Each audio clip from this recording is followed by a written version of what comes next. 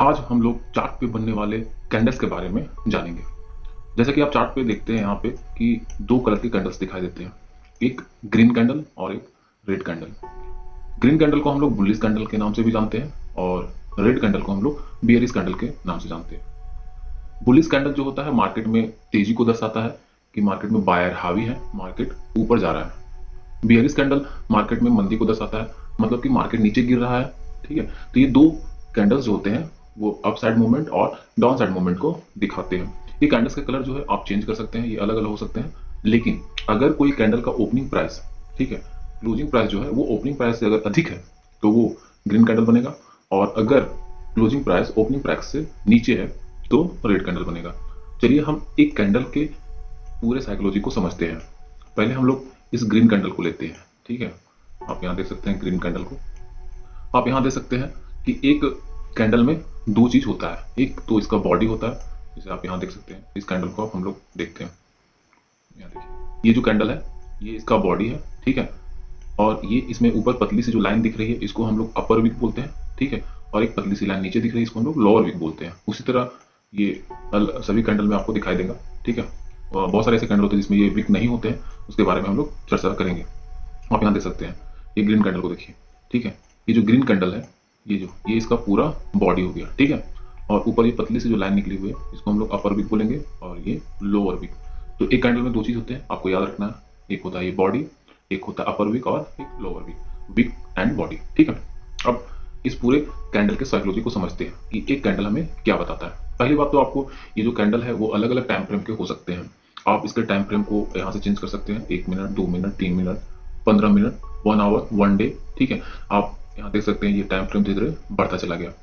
अब यहाँ समझते हैं, अगर मान लीजिए मैंने यहाँ पे 1 डे टाइम फ्रेम का चार्ट लगाया, तो ये एक जो कैंडल है ये पूरे दिन में, पूरा दिन मतलब 9:30 से 9:15 से बाजार खुलता है। ठीक है, और 3:30 में बंद होता है, तो 9:15 से लेकर 3:30 तक के ये पूरे प्राइस के मूवमेंट को, मतलब प्राइस के एक्शन को बताता है कि दिन भर में मार्केट ने क्या किया। तो यहाँ आप देख सकते हैं, यहाँ ऊपर एक विक है और एक नीचे विक है। जो अपर विक होता है, सबसे ऊपरी हिस्सा होता है, ये बताता है कि मार्केट ने उस दिन, उस पर्टिकुलर दिन में कितने का हाई लगाया। ठीक है, और ये नीचे लोअर विक, ठीक है, ये बताता है कि मार्केट ने उस पर्टिकुलर डे में कितने का लो लगाया। तो इसको हम लोग डे लो भी बोलते हैं और इसको डे हाई बोलते हैं। ठीक है, और ये जो कैंडल का जो बॉडी होता है, कैंडल का जो बॉडी होता है वो हमें बताता है कि मार्केट कहाँ पे ओपन हुआ और कहाँ पे क्लोज हुआ। आप देख सकते हैं कि ये ओपन कहाँ पे हुआ, 43,995 पे। ठीक है, और फिर ये मार्केट में थोड़ा सेलिंग प्रेशर देखने को मिला और मार्केट धीरे धीरे नीचे आया और इसने लो लगाया 43,832 का। फिर यहाँ से बायर हावी हो गए, बायर ने बाय किया। ठीक है, जिसकी वजह से मार्केट ने हाई लगाया लगभग 44,570 का। उसके बाद यहाँ से कुछ माल की कटाई हुई, जिन्होंने यहाँ बाइंग की थी उन्होंने कुछ प्रॉफिट बुकिंग की। ठीक है, उस प्रॉफिट बुकिंग की वजह से मार्केट अल्टीमेटली आखिरकार ये 44,438 पे क्लोज हुआ। ठीक है, अब आप सोच रहे हो कि ये मैंने जो नंबर लिखे हैं 30, 25, 20, 15, ये सब क्या है। तो चलिए इसको हम समझते हैं। हम एक साधारण सा उदाहरण लेंगे। मान लीजिए आप सब्जी मंडी में जाते हैं। ठीक है, सुबह सुबह वहाँ पे आलू जो है, आलू का बोली लगाया जाता है। वहाँ हम देखते हैं कि सुबह सुबह आलू का जो बोली है वो शुरू होता है 20 रुपये प्रति केजी से। ठीक है, मंडी में जो आलू का भाव खुलता है वो 20 रुपये प्रति केजी। वहाँ पे बहुत ज़्यादा आलू होने की वजह से, मतलब सप्लाई बहुत ज़्यादा है, मतलब आलू वहाँ पे बाजार में बहुत ज़्यादा है, जिसकी वजह से खरीदार कम है, मतलब डिमांड कम है।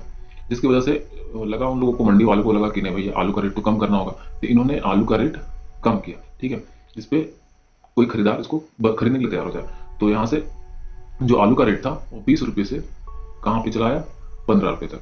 मतलब उस दिन आलू का जो सबसे कम भाव था वो 15 रुपये तक। ठीक है, अब यहाँ क्या हुआ कि धीरे धीरे बायर आए, डिमांड बढ़ा। ठीक है, यहाँ पे बहुत सारे खरीदार आए और आलू की खरीदारी बढ़ी और इसका डिमांड बढ़ा। डिमांड बढ़ने से क्या होता है, प्राइस बढ़ता है। ठीक है, अब क्या हुआ, यहाँ पे 15 रुपये का जो आलू था वो धीरे धीरे करके ऊपर जाने लगा, 15 से 16, 17, 20, ऐसे करते करते आलू का जो भाव था वो लगभग 30 रुपये तक चला गया। ठीक है, तो उस दिन उस पर्टिकुलर डे में आलू का जो प्रति किलो भाव था वो सबसे अधिकतम भाव कितना था, 30 रुपया। ठीक है, अधिकतम भाव कितना था, 30 रुपया। अब यहाँ देखिए उसके बाद क्या हुआ, 30 रुपये का। अब हुआ क्या कि मार्केट में शाम तक फिर से आलू ढेर सारा आ गया, तो सप्लाई बढ़ गया। ठीक है, डिमांड घट गया और बायर भी वहाँ पे कम हो गए। तो यहाँ से क्या हुआ कि आलू का जो प्राइस था धीरे धीरे करके नीचे आ गया और ये 25 रुपये पे बंद हो गया। तो ये जो पूरा कैंडल है वो दिन भर में आलू के खरीद बिक्री के जो प्राइस में मूवमेंट था उसको दर्शाता है। ठीक है, तो यहाँ पे हम लोग देख सकते हैं कि उस दिन आलू का जो सबसे कम कीमत, जो न्यूनतम कीमत गिरा, जो सबसे कम कीमत था वो 15 रुपये था, ठीक है। सबसे उच्चतम कीमत जो था वो 30 रुपये था। ओपन कहाँ पे हुआ, मतलब बाजार में जो शुरुआती जो कीमत था आलू का वो कितना था, 20 रुपये, ठीक है। और बाजार में जो अंतिम जो प्राइस था, मतलब क्लोजिंग जो प्राइस था वो 25 रुपये। तो एक कैंडल हमें बताता है कि मार्केट में क्या मूवमेंट हुआ। अब ये कैंडल अलग अलग टाइम फ्रेम का होगा तो अलग अलग प्राइस मूवमेंट बताएगा। अगर ये 1 वीक का होता, अगर ये 1 वीक का एक कैंडल होता तो पूरे सप्ताह, मतलब पूरे 7 दिन में प्राइस में क्या मूवमेंट आया उसके बारे में बताता कि कितना का हाई लगाया, कितना का लो लगाया, कहाँ पे ओपन हुआ, कहाँ पे क्लोज हुआ, ठीक है। ऐसे अगर आप 5 मिनट का लगाएंगे तो वो 5 मिनट के बारे में बताएगा, ठीक है। 5 मिनट के अंदर में प्राइस में क्या क्या मूवमेंट हुआ। तो यहाँ से आप अलग अलग टाइम फ्रेम पे यहाँ से आप प्राइस के मूवमेंट को देख सकते हैं, ठीक है। चलिए अब हम, ये तो ग्रीन कैंडल का बात करते हमने किया, ठीक है। अगर प्राइस लो पे ओपन होता है और हाई पे बंद होता है, मतलब देखिए यहाँ पे ओपनिंग प्राइस, ठीक है, जो क्लोजिंग प्राइस है, अगर ओपनिंग प्राइस से अधिक हो, क्लोजिंग प्राइस कितना है 25, ओपनिंग प्राइस कितना 20, अगर क्लोजिंग प्राइस ओपनिंग प्राइस से ज्यादा हो तो कैंडल कैसा बनता है, ग्रीन। मतलब ये मार्केट में बताता है कि बुलिशनेस है, मतलब यहाँ खरीदार ज्यादा है, डिमांड ज्यादा है, ठीक है। अब हम लोग देखते हैं रेड कैंडल के बारे में, ठीक है। रेड कैंडल का क्या चक्कर है, तो मैंने चार्ट पे कुछ ड्राइंग्स बना के रखे हैं, ठीक है, ताकि हमें ज्यादा टाइम ना लगे समझाने में। आप यहाँ देखिए, इस ग्रीन कैंडल को देखिए, यहाँ क्या होता है, इसका ओपन जो होता है वो 20 रुपये पे हुआ, ठीक है। और हाई कितने का लगाया 25, और लो कितने का लगाया 10 का, और क्लोज कितने पे हुआ 15 रुपये। अब यहाँ पे हम साइकोलॉजी समझते हैं। सुबह सुबह क्या हुआ कि आलू की मंडी में आलू का जो भाव था 20 रुपये प्रति किलो खुला, ठीक है। यहाँ पे कुछ बायर आए, खरीदार आए, और डिमांड बढ़ा, जिसकी वजह से आलू का जो प्राइस था वो बढ़कर 25 रुपये हो गया। अब शाम होते होते क्या हुआ कि बहुत सारा ज्यादा आलू मार्केट में आ गया, ट्रक का ट्रक आलू बाजार में आ गया। तो यहाँ से क्या हुआ कि सप्लाई बढ़ गया, डिमांड कम हो गया, ठीक है। तो यहाँ से आलू का जो भाव था वो गिरते हुए धीरे धीरे करते ये कहाँ तक चला आया, लगभग 10 रुपये तक, ठीक है, 10 रुपये तक। तो उस दिन आलू का जो न्यूनतम कीमत था, सबसे लो जो कीमत था वो कितना था, 10 रुपये। लेकिन शाम को क्या हुआ, आलू की बिक्री ज्यादा हुई, ठीक है। तो ये तो लो तो लगा 10 का, ठीक है। फिर लास्ट में क्या हुआ कि आलू थोड़ा मार्केट में कम हो गया, सप्लाई कम हो गया, तो डिमांड बढ़ गया। डिमांड बढ़ने से आलू का रेट फिर से कितने रुपए पर चला गया, 15 रुपये, और यहाँ पे आखिरकार ये बंद हो गया।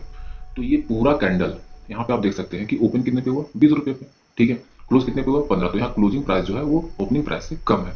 तो ऐसे केस में रेड कैंडल बनता है, ठीक है। तो ये रेड कैंडल क्या बताता है कि बाजार में जो प्राइस था वह गिरा, मतलब कि यहाँ पे मंदी था, ठीक है। क्या था, यहाँ पे मंदी था, यहाँ पे प्राइस नीचे गिरा, ठीक है। यहाँ पे सेलिंग ज्यादा हुई है, और अगर ग्रीन कैंडल बनेगा तो वहां पे बाइंग ज्यादा हुई है। तो ऐसे एक कैंडल के पीछे का साइकोलॉजी काम करता है। यही छोटी छोटी बातें हैं, यही बेसिक चीज है जो आपको जानना जरूरी है। इससे आप कैंडल के स्ट्रेंथ का पता लगा सकते हैं कि कैंडल क्या बोलता है। अगर ये छोटी छोटी बातों को आप सीखेंगे तो हम गारंटी बोलते हैं कि आपको चार्ट ट्रेडिंग में हेल्प होगा। और देखिए, अगर आपको नॉलेज गेन करना है तो आपको बेसिक से ही सीखना पड़ेगा। अगर आप ऊपर ऊपर की बातें सीख लेंगे तो उससे कोई फायदा ज्यादा होने वाला नहीं है। तो पहले इन चीजों को आप सीखें, मेहनत करें, ठीक है, तभी जाके आपको सफलता हासिल होगी। और कोई भी चीज में सफलता आपको तुरंत नहीं मिलेगी, आपको उसमें मेहनत करना पड़ेगा, समय देना पड़ेगा, उस चीज को सीखना पड़ेगा। और किसी के कहने पर अगर आप ट्रेड करते हैं तो आप कभी जीवन में सफलता हासिल नहीं कर सकते जब तक आप खुद से नहीं सीखते, ठीक है। आज के लिए धन्यवाद, thank you, thank you so much.